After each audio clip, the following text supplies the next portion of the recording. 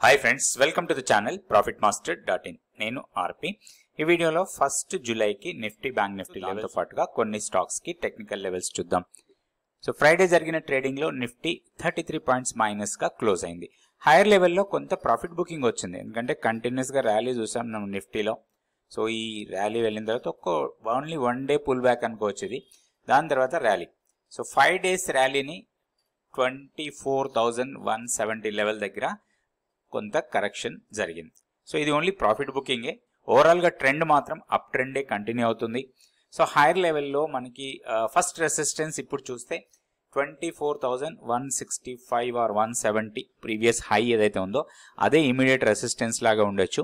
ఇప్పుడు down side మనం support points తీసుకుంటే 23,920 ఫస్ట్ సపోర్ట్ లాగా ఉంటుంది. దీన్ని బ్రేక్ చేస్తే 23,760 టీ లైన్ సపోర్ట్ ఇది. తర్వాత మన కీ లెవెల్ వచ్చి 23,570.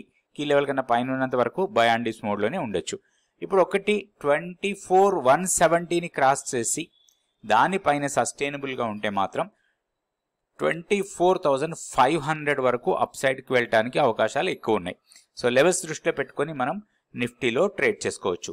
నెక్స్ట్ మనం బ్యాంక్ నిఫ్టీ చూద్దాం. సో బ్యాంక్ నిఫ్టీ హైయర్ లెవెల్లో కొంత సెల్లింగ్ ప్రెషర్ వచ్చింది లాస్ట్ ట్రేడింగ్ డే రోజు. 52,342 దగ్గర క్లోజ్ అయింది.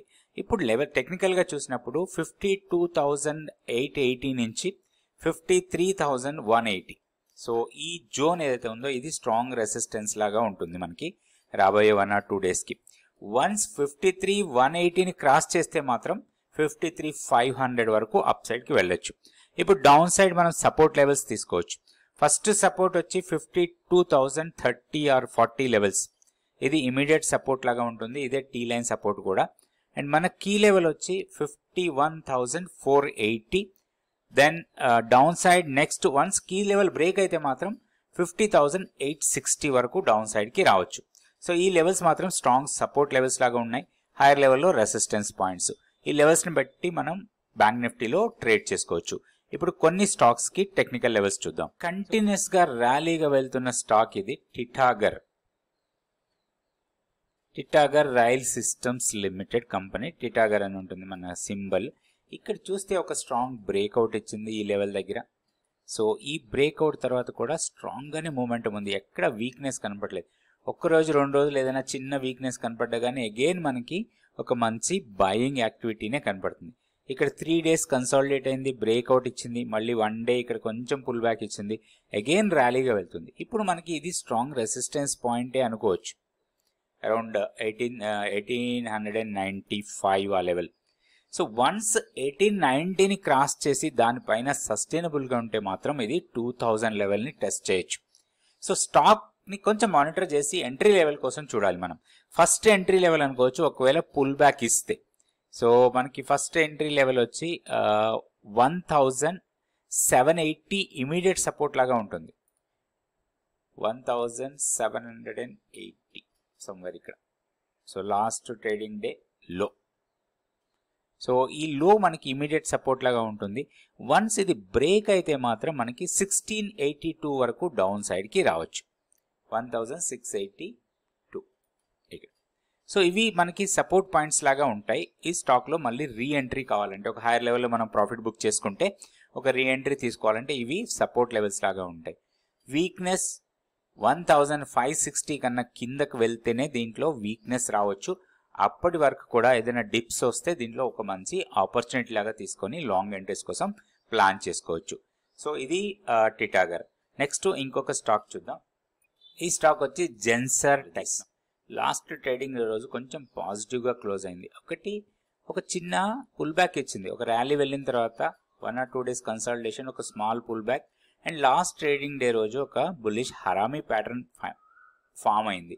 సో ఇక్కడ లాస్ట్ ట్రేడింగ్ డే హైని క్రాస్ చేస్తే మాత్రం ప్రీవియస్ హైస్ని టెస్ట్ చేయొచ్చు. అరౌండ్ 780 లెవెల్ వరకు వెళ్ళొచ్చు. ఓన్లీ కండిషనల్ బై అనుకోవచ్చు మనం దీంట్లో.